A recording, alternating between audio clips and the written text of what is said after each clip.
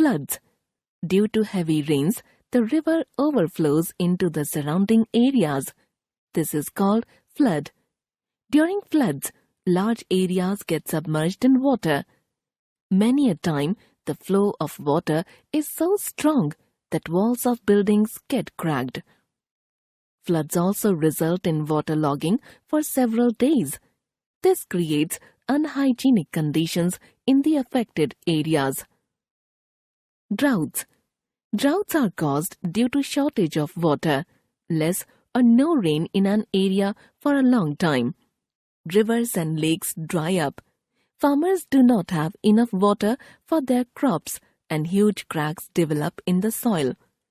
People do not have food to eat. There is no fodder for cattle. Rajasthan, Gujarat, Madhya Pradesh in our country are often affected by drought. Earthquakes. An earthquake is a tremor under the earth.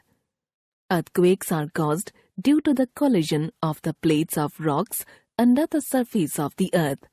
When earthquakes are of high intensity, they cause a lot of damage to buildings, bridges, dams and people. They cause a great loss of life and damage to the property. Cyclones.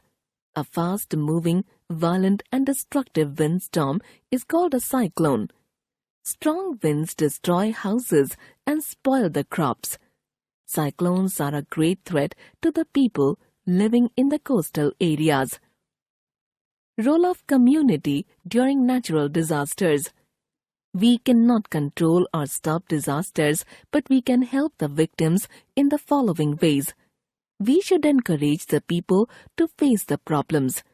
We should help people to move to the safer places. We can donate money, food items, clothes, blankets, medicines. These items are sent to the affected people. We can collect funds from the neighborhood for the affected people. Government agencies, voluntary organizations, and international organizations do a lot to bring relief to the people affected by natural calamities. Various organizations organize relief camps in tents, schools, and buildings. They collect donations and help the affected people living in these camps.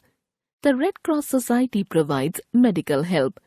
Many doctors and nurses look after the sick people. Doctors or nurses work hard to maintain hygienic condition in the affected areas and relief camps to prevent chances of outbreak of an epidemic.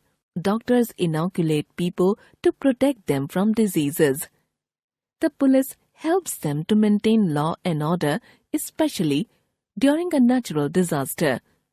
The rescue teams protect the life and property of the victims and help them to reach relief camps.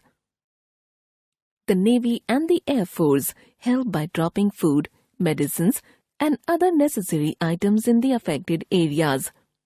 The armed forces also come to the rescue of the people in times of natural calamities.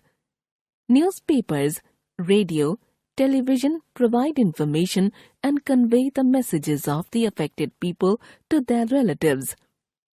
Some international organizations like Red Cross Society, World Health Organization, WHO, and UNICEF render their help and services for the affected people in times of natural calamities.